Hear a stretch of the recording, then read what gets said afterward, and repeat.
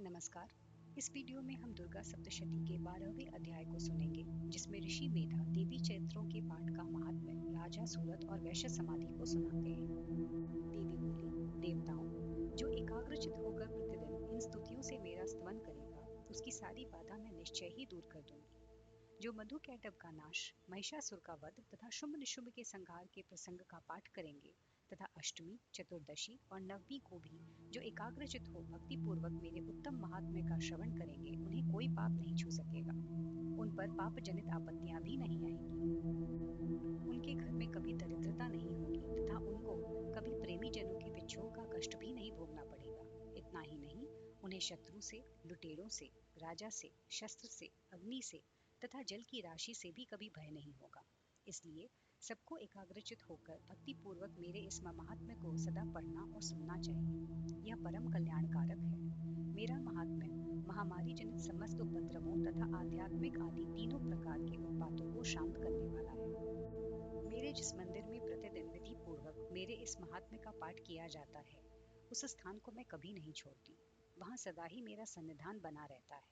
बलिदान, पूजा, होम तथा महोत्सव के अवसरों पर मेरे इस चैत्र का पूरा पूरा पाठ और श्रवण करना चाहिए। ऐसा करने पर मनुष्य विधि को जानकर या बिना जाने भी मेरे लिए जो बलि, पूजा या होम आदि करेगा, उसे मैं बड़ी प्रसन्नता के साथ ग्रहण करूंगी। शरद काल में जो वार्षिक महापूजा की जाती है, उस अवसर पर जो मेरे इस महात्म्य को भक्ति पूर्वक सुनेगा, वह मनुष्य मेरे प्रसाद से सब बाधाओं से मुक्त तथा धन, धान्य एवं पुत्र से संपन्न होगा।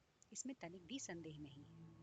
मेरे इसमें महात्म्य, मेरे प्रादुर्भाव की सुंदर कथाएं तथा युद्ध में किए हुए पराक्रम सुनने से मनुष्य निर्भय हो जाता है। मेरे महात्म्य का श्रवण करने वाले पुरुषों के शत्रु नष्ट हो जाते हैं, उन्हें कल्याण की प्राप्ति होती है तथा उनका कुल आनंदित रहता है। सर्वत्र शांति कर्म में बुरे स्वप्न दिखाई देने पर तथा ग्रह जनित भयंकर पीड़ा उपस्थित होने पर मेरा महात्म्य श्रवण करना चाहिए। इससे सब विघ्न तथा भयंकर ग्रह पीड़ाएं शांत हो जाती हैं और मनुष्यों द्वारा देखा हुआ दुःस्वप्न शुभ स्वप्न में परिवर्तित हो जाता है। बाल ग्रहों से आक्रांत हुए बालकों के लिए यह महात्म्य शांतिकारक है तथा मनुष्यों के संगठन में फूट होने पर अच्छी प्रकार मित्रता कराने वाला होता है। यह महात्म्य समस्त दुराचारियों के बल का नाश कराने वाला है। इसके पाठ मात्र से राक्षसों, भूतों और पिशाचों का नाश हो जाता है। मेरा यह सब महात्म्य मेरे सामीप्य की प्राप्ति कराने वाला है। पशु, पुष्प, अर्घ्य, धूप, दीप, गंध आदि उत्तम सामग्रियों द्वारा पूजन करने से, ब्राह्मणों को भोजन कराने से, होम कराने से, प्रतिदिन अभिषेक करने से, नाना प्रकार के अन्य भोगों का अर्पण करने से तथा दान देने आदि से 1 वर्ष तक जो मेरी आराधना की जाती है और उससे मुझे जितनी प्रसन्नता होती है, उतनी प्रसन्नता मेरे इस उत्तम चरित्र का एक बार श्रवण करने के मात्र से हो जाती है। यह महात्म्य श्रवण करने पर पापों को हर लेता और आरोग्य प्रदान करता है। मेरे प्रादुर्भाव का कीर्तन समस्त भूतों से रक्षा करता है तथा मेरा युद्ध विषयक चैत्र दुष्ट दैत्यों का संहार करने वाला है। इसके श्रवण करने पर मनुष्यों को शत्रु का भय नहीं रहता। देवताओं, तुमने और ब्रह्म ऋषियों ने जो मेरी स्तुति की है तथा ब्रह्मा जी ने जो स्तुतियां की हैं, वे सभी कल्याणमयी बुद्धि प्रदान करती है।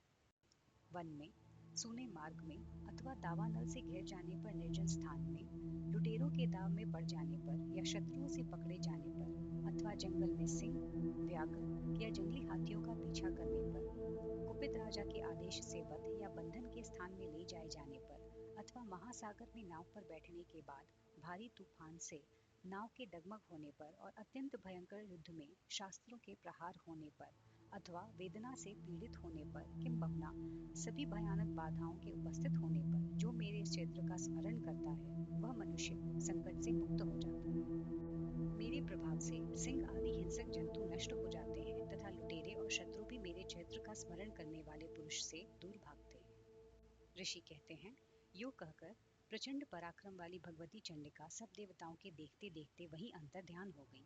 फिर समस्त देवता भी शत्रुओं के मारे जाने से निर्भय हो पहले की भांति यज्ञ भाग का उपभोग करते हुए अपने अपने अधिकार का पालन करने लगे। संसार का विध्वंस करने वाले महाभयंकर अतुल पराक्रमी देव शत्रु शुंभ तथा महाबली निशुंभ के युद्ध में देवी द्वारा मारे जाने पर शेष दैत्य पाताल लोक में चले गए।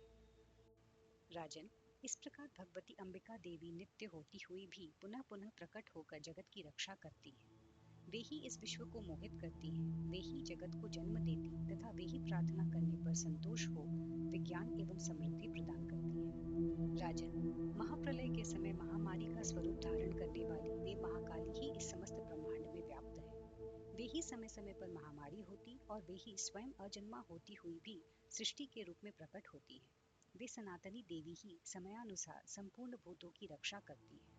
मनुष्यों के अभ्युदय के समय वे ही घर में लक्ष्मी के रूप में स्थित हो उन्नति प्रदान करती है और वे ही अभाव के समय दरिद्रता बनकर विनाश का कारण होती है। पुष्प, धूप और गंध आदि से पूजन करके उनकी स्तुति करने पर वे धन, पुत्र, धार्मिक बुद्धि तथा उत्तम गति प्रदान करती है।